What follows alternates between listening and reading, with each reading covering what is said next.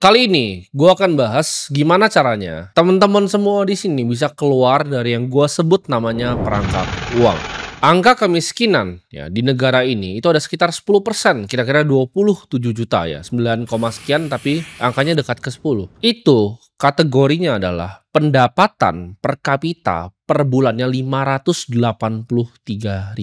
Gue nggak tahu teman-teman bisa definisin miskin seperti apa. Apakah nggak punya rumah atau bagaimana. Tapi yang kita sama-sama tahu di negara ini hidup dengan 1 juta saja sudah kelihatannya mustahil. Jadi berapa nih sebenarnya angka yang kita bisa kategorin miskin? Kalau dari BPS saja kira-kira 9, sampai 10%. Ya, yang menurut mereka miskin. Yang menurut gue miskin mungkin lebih ke 40%. Jadi kita harus paham bahwa dengan sistem uang yang seperti sekarang ya, perangkap-perangkap ini yang bikin orang itu tidak bisa ya naik ke level yang lebih tinggi. Kalian kira keluar dari perangkap ini adalah hal yang gampang ya kan? Mungkin kalian di kampung, kalian beraspirasi jadi pemain bola ya, berharap bisa jadi kaya, tapi tidak segampang itu teman-teman ya. Perangkap uang ini sangat real. Kenapa? Karena kalian tuh nggak punya pengetahuan dan nggak punya pengertian akan uang. Kita bisa lihat banyak pemain bola yang dulunya sangat terkenal dan sekarang itu jatuh miskin. Bukan cuma pemain bola, artis pun sama. Artis yang melejit naik lalu jatuh miskin lagi. Baik di dalam negeri dan juga di luar negeri. Aneh kan? Kalian selalu mikir bahwa, oh gue kalau punya pendapatan banyak gue gak akan pernah jatuh miskin lagi. Sedangkan satu kampung ya yang dapat uang kaget mereka semua beli mobil dan akhirnya sekarang kampung yang dapat mobil, yang beli mobil banyak itu sekarang udah jadi miskin lagi.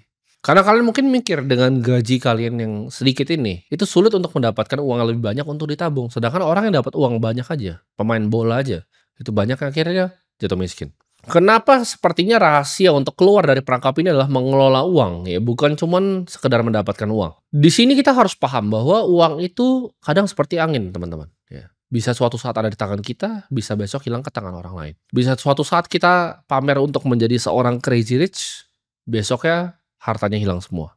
Uang itu bisa membeli yang namanya rasa nyaman. Kalian bisa pakai mobil yang lebih nyaman. Tapi di mobil yang nyaman itu, uang itu tidak bisa membeli rasa damai. Orang yang korupsi itu akan bisa hidup nyaman ya teman-teman, dengan mobil yang nyaman, di rumah yang nyaman. Tapi itu tidak akan membelikan dia ya tidur yang nyaman. Bisa beli kenyamanan tapi nggak bisa beli rasa damai, itu uang. Sebelum kalian belajar untuk keluar dari perangkap uang ini, coba kalian di situ ya teman-teman semua yang nonton ini, coba kalian renungi baik-baik. Apa sih sebenarnya arti uang untuk kalian? Rasanya uang itu seperti apa? Apakah itu datang benar-benar kayak angin nih, gajian, terus tiba-tiba uangnya hilang dan kalian nggak tahu? Berapa sih uang yang udah ngelewatin tangan kalian? Kalian pernah pikir nggak baik-baik? Oh, dari gaji segini kok nggak punya uang gua? Uangnya hilang semua kemana? Apakah hilang ke cicilan, hilang kemana? Coba renungi baik-baik. Uang yang pernah lewat di hidup kalian. Pengertian terhadap uang, ya, cara kalian pandang uang, itu lebih penting dari aksi membuat uang itu sendiri. Karena otak kita dari awal, manusia itu didesain untuk menjadi budaknya dari uang. Bukan sebaliknya. Kita itu jadi seperti menghamba ke uang. Bukan bikin uang tuh budak kita, justru untuk melakukan hal-hal untuk kita. Uang sendiri itu hanya representasi, ini gue sering bahas. Ya, uang sendiri itu hanya representasi dari sebuah value yang kalian kasih ke masyarakat. Tapi orang banyak yang akhirnya mendewakan uang sampai menghamba ke uang. Mikir uang itu adalah segalanya dan ngambil semua jalan pintas.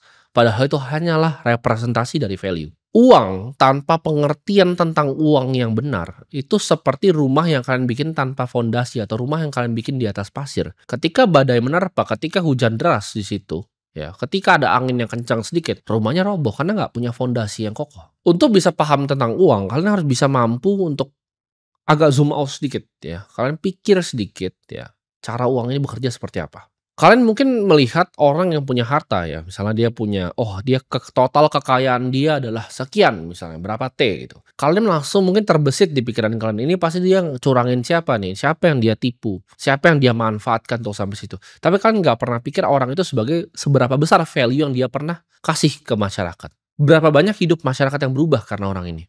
Nah, mengerti bahwa uang itu adalah value, kalian mikir ya, gue juga tahu gitu kan, uang itu adalah value. Tapi solusinya apa? Ini nggak mengubah kondisi hidup kalian yang cuma bisa hidup dari gaji ke gaji. Nah, di sini kita akan mulai dari fondasi dulu ya, yaitu uang itu datang ke tangan lo dan dia akan berpindah tangan. Simpelnya gue definisin sebagai produksi dan juga konsumsi. Ya, jadi apa sih yang lo produksi di hidup lo dan apa yang lo konsumsi? Produksi untuk sebagian dari kalian tuh mudah ya. Kalian produksi adalah apa? Labor ya, tenaga kerja kalian, keringat yang kalian beri. Itu produksi yang kalian lakukan ke masyarakat untuk mendapatkan uang. Jadi untuk dapat uang itu perlu yang namanya produksi, dan untuk ngeluarin uang itu perlu namanya konsumsi. Produksinya apa? Oke, gua kerja untuk digaji, itu produksi yang lo lakukan. Konsumsinya apa? Konsumsinya oke, gua subscribe Netflix, itu konsumsi. Oke, gua ambil cicilan rumah, itu konsumsi. Ini kalian timbang dulu nih, produksi gua apa dan konsumsi gua apa. Ini step awal untuk mengerti tentang kondisi keuangan kalian. Orang kan suka cari, misalnya kan siapa net worth-nya berapa gitu kan, hartanya berapa, dia kekayaannya berapa. Net worth itu simple, itu adalah total produksi seumur hidup dia dikurang konsumsi seumur hidup dia. Kalau kita ambil base senario bahwa uang itu adalah value, otomatis orang yang produksinya lebih banyak ke masyarakat dibanding konsumsi dia di masyarakat, value-nya lebih tinggi di masyarakat. Nah, coba lu renungkan itu sedikit ya. Produksi lu itu berapa, konsumsi lu itu berapa. Coba catat baik-baik. Hitung.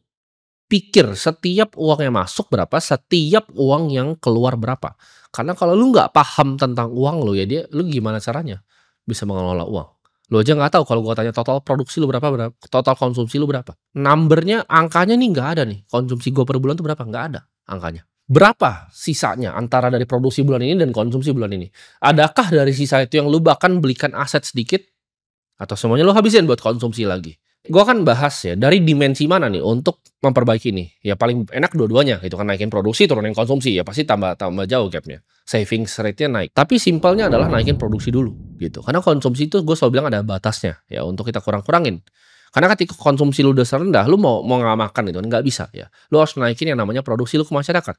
Konsumsi itu kuranginnya terbatas, sedangkan produksi itu naiknya tak terbatas. Jadi kalau lu punya produksi yang luar biasa besar, nggak masalah lu konsumsi yang luar biasa besar juga. Gua akan kasih contoh ya, kalau kalian mungkin nyari di YouTube sekarang ya, kalian ke YouTube atau cari blog-blog di Google gitu kan, kalian cari nih, misalnya tips keuangan, ya kan, nanti akan keluar beberapa YouTuber. Kalian cari coba ke bawah-bawah, kalian scroll ya. Tips mengatur uang, itu kan keluar orang yang bilang seperti ini. Teman-teman tuh harus hemat ya, jangan mau minum kopi 30.000, cari kopi yang mungkin 5.000 aja teman-teman, ya. Oke. Mereka ngomongnya begitu. Terus mereka bilang apa lagi? Oh teman-teman begini caranya ngatur uangnya. Kalian tabung sini, sini, sini. Oke. Mereka selalu fokus untuk turunin konsumsi, turunin konsumsi, turunin konsumsi. Tapi kalian coba belajar, makanya gue bilang tadi, lihat uang dengan kacamata yang beda. Kacamata produksi dan konsumsi. Walaupun orang itu, ya YouTuber yang kalian gue suruh cari tadi itu ngomonginnya, oh turunin ya pendapatan. Tapi apa sih yang sebenarnya dilakukan? Kalian dengan nonton video dia memproduksi sebuah video YouTube. Ya kan? Ya nanti kalian lihat di link description-nya, oh ini ada iklannya ternyata. Oh ini ketika dia menit segini dia ngiklan nih. Dia itu produksi sebenarnya ya. Jadi rahasia mereka adalah memaksimalisasi produksi dengan jualan ke kalian, mengurangi konsumsi. Mereka ngajarinnya hemat untuk bikin kopi, tapi yang mereka lakukan adalah bikin video YouTube untuk dapat iklan. Itu dia teman-teman. Akibatnya apa? Kalian tersesat.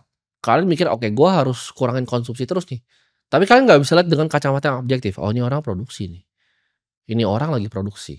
Kenapa dia malah ngajarin gue untuk fokus kurangin konsumsi? Gue pakai contoh yang di luar negeri deh. Kalian kalau mungkin pernah cari Graham Stephan, kalian coba cari. Dia ngajarin orang apa sih?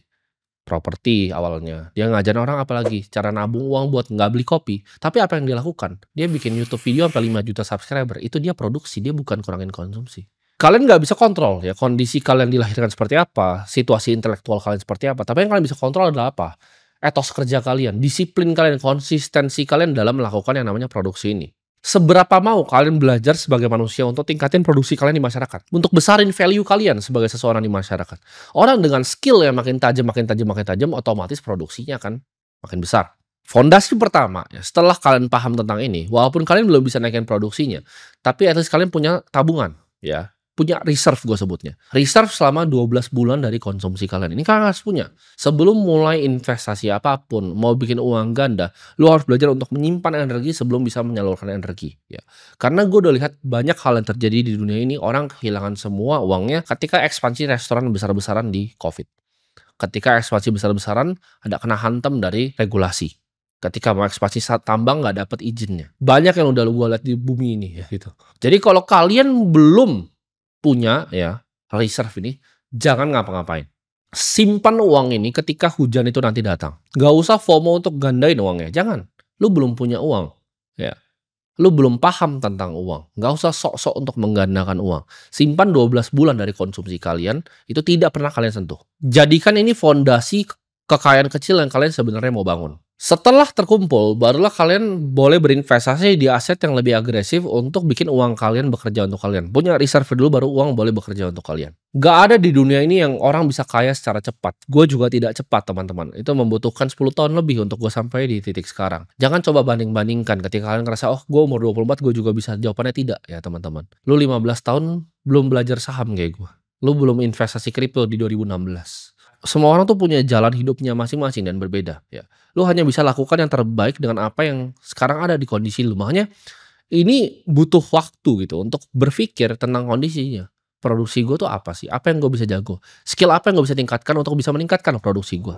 Nah, konsumsi ya, simple. Lu mau hanya kelihatan saja punya duit atau lu mau beneran punya duit gitu kan. Gue lihat banyak sekali ya orang-orang yang beli misalnya BMW entry level atau mungkin Porsche entry level tapi sebenarnya uangnya sendiri tuh nggak banyak gitu. Sama mungkin manajer gue yang nabung di sini pun uangnya masih lebih banyak manajer gue. Tapi kenapa? Tapi gayanya lebih keren kan.